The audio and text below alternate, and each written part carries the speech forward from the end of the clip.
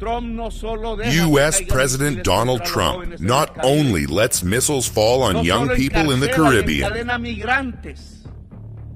he not only imprisons and chains migrants, but he also allows missiles to be launched at children, young people, women, and the elderly in Gaza. He becomes complicit in genocide.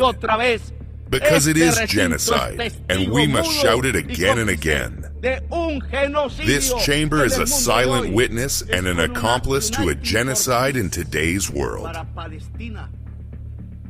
It is with a uniting for peace for Palestine, forming an armed force to defend the lives of the Palestinian people.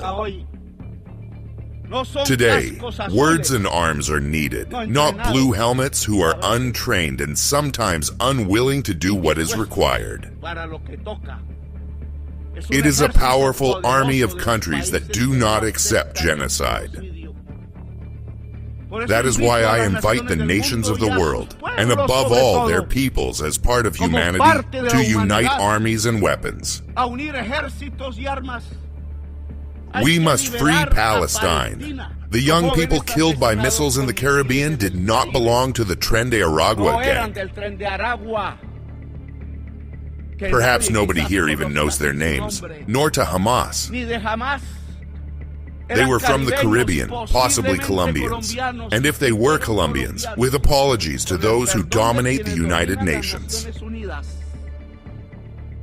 Criminal proceedings should be opened against those U.S. officials responsible, including the top official who gave the order, President Trump. Migration is an excuse for a rich, white, racist society to believe itself the superior race and to ignore that its leaders are taking it, together with all humanity, to the brink of its own extinction. I have replaced the failed and violent war on drugs with an effective anti-trafficking policy which is different. Do not confuse the dead substance with the greedy person, but they need violence to dominate Colombia and Latin America. They need to destroy dialogue and to impose and launch killer missiles at poor youths in the Caribbean. The anti-drug policy is not to stop the cocaine that reaches the United States.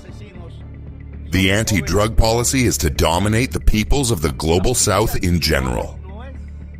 Most drug traffickers are blonde and blue-eyed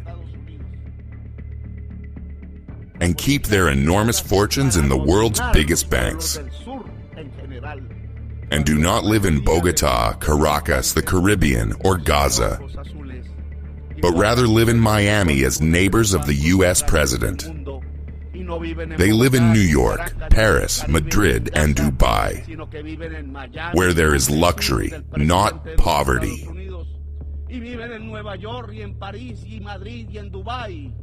Viven donde hay lujo, no pobreza.